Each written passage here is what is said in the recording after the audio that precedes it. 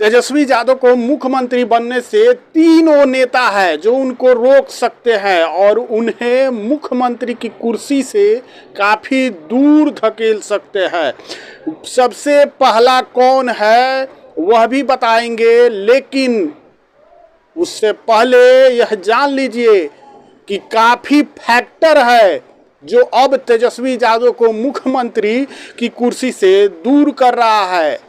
अब कहीं ना कहीं MY समीकरण जो अभी तक लालू प्रसाद यादव को जिताते रहा है, अब वह जो है दरकने लगा है, अब वह टूटने लगा है MY समीकरण। और कहीं ना कहीं तेजस्वी यादव को मुख्यमंत्री की कुर्सी से अगर MY समीकरण टूटा तो दूर हो सकते हैं तेजस्वी यादव, लेकिन तीनों नेता जो बड़ा नुकसान पहुंचा रहे हैं तेजस्वी यादव को, कहीं ना कहीं तीन वो नेता ऐसे नेता है जो महागठबंधन के वोट बैंक में सिंधमारी कर रहे हैं। नमस्कार, मैं विष्णु राव और आप देख रहे हैं लोकतंत्र भारत बिहार। चैनल पर नए हैं तो चैनल को सब्सक्राइब जरूर करें और वीडियो को ज़्यादा से ज़्यादा लाइक और ज़्यादा से ज़्यादा शेयर करें।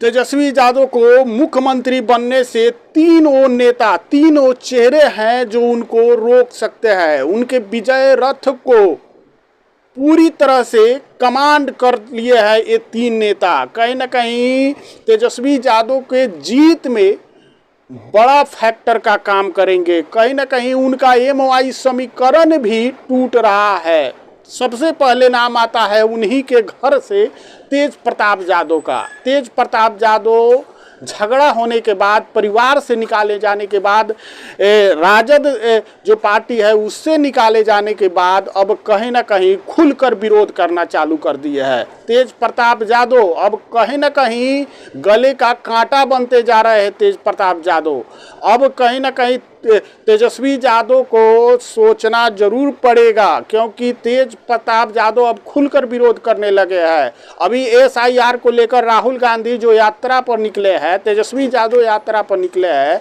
इसका खुलकर विरोध कर रहे हैं तेज प्रताप यादव। तेज प्रताप यादव कहते हैं कि ये लोग असल मुद्दे से भटक गए हैं। बिहार का असल मुद्दा जो है वह बेरोजगारी है।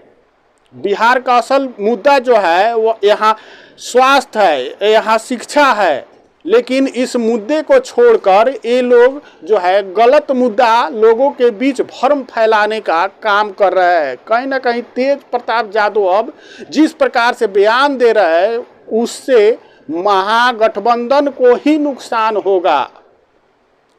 तेज प्रताप यादव अब जो है नई पार्टी बनाने जा रहे हैं। सबसे बड़ा बात है कि तेज प्रताप यादव इससे पहले ही जो है अनाउंस कर चुके हैं कि हमारे टीम तेज प्रताप यादव के द्वारा जो भी चुनाव लड़ना चाहता है वह जुड़ सकता है। टीम तेज प्रताप यादव जो है कई पार्टियों से गठबंधन भी कर रहे हैं। अब AIMIM की बात करें, असुद्दीन ओवैसी की पार्टी, जिसे असुद्दीन ओवैसी की पार्टी महागठबंधन में शामिल होना चाहती थी, राजद से गठबंधन करना चाहती थी, लेकिन तेजस्वी यादव ने ना कह दिया।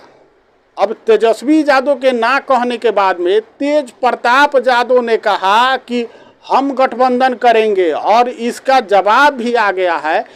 अब जो है AIMIM के तरफ से जवाब आया है कि हम भी गठबंधन करने के लिए तैयार हैं तेज प्रताप यादव से। तो अगर ऐसा होता है, तेज प्रताप यादव और AIMIM अगर गठबंधन कर लेते हैं तो 2020 की अगर बात बताएं तो 5 सीटों पर चुनाव AIMIM ने चुनाव जीता था और 5 से ज़्यादा सीटों पर महागठबंधन को नुकसान भी पहुंचाया था। अगर तेज प्रताप यादव के साथ अगर असुद्दीन ओवैसी की पार्टी जुड़ जाती है तो महागठबंधन को बड़ा नुकसान होगा, क्योंकि मुसलमान वोट जो है यह टूटेगा। मुसलमान वोट बड़ी संख्या में टूटेगा और असुद्दीन ओवैसी के तरफ जाएगा।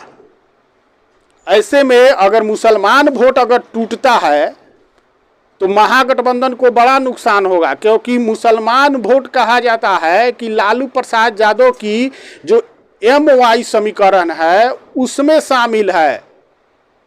जो कोर वोटर है, राजद का कोर वोटर है, महागठबंधन का कोर वोटर है, अगर कोर वोटर ही दरकता है, अगर उसमें सेंधमारी हो जाती है तो महागठबंधन का जीतना और तेजस्वी यादव का मुख्यमंत्री बनना एक सपना ही रहेगा।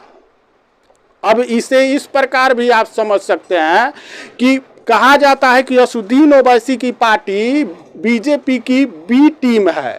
अगर बी टीम से तेज प्रताप यादव मिलते हैं और मुसलमानों का वोट काटने में अगर सफल रहते हैं तो महागठबंधन जो है काफ़ी पीछे चली जाएगी। अब दूसरा फैक्टर आपको बताते हैं और दूसरा नेता बताते हैं आपको कि कौन वो नेता है जो महागठबंधन को बड़ा नुकसान पहुंचाने जा रहा है।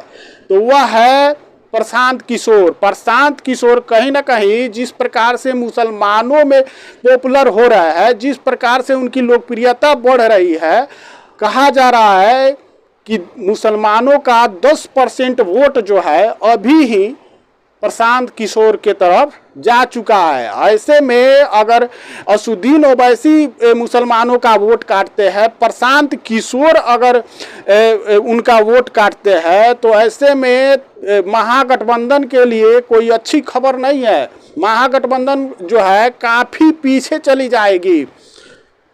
इससे सबसे ज़्यादा अगर किसी को फायदा होगा तो NDA को फायदा होगा।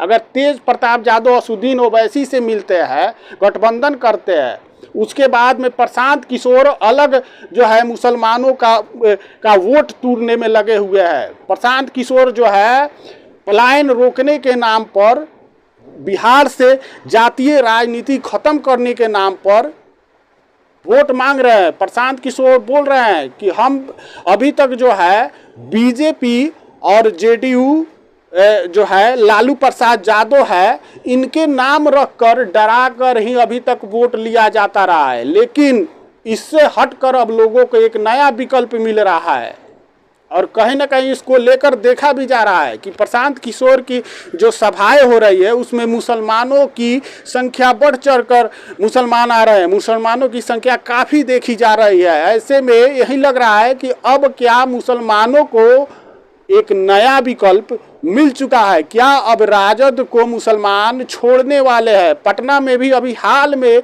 सभा हुआ था जिसमें मुसलमान जो है जिस प्रकार से राजद के खिलाफ बोल रहे थे, उससे तो यही लग रहा है कि MY समीकरण जो है अब की बार काम नहीं आने वाली है।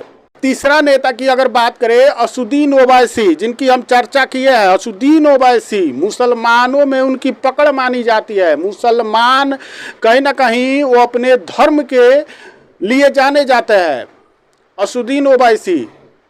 असुद्दीन ओवैसी जो है मुसलमानों में काफ़ी चर्चित चेहरा है और यही कारण है कि पिछली बार 5 सीटें जीतने में वो सफल रहे थे। हालांकि उन विधायकों को तोड़कर तेजस्वी यादव ने अपने पाले में कर लिया था, लेकिन जीतने में कामयाब रहे थे असुद्दीन ओवैसी। ऐसे में सीमांचल जो है, सीमांचल में उनकी अच्छी पकड़ मानी जाती है असुद्दीन ओवैसी की। अगर असुद्दीन ओवैसी तेज प्रताप यादव के साथ मिलकर अगर एक बड़े तादाद में अगर जो है उम्मीदवार उतारते हैं तो महागठबंधन को बड़ा भारी नुकसान होगा।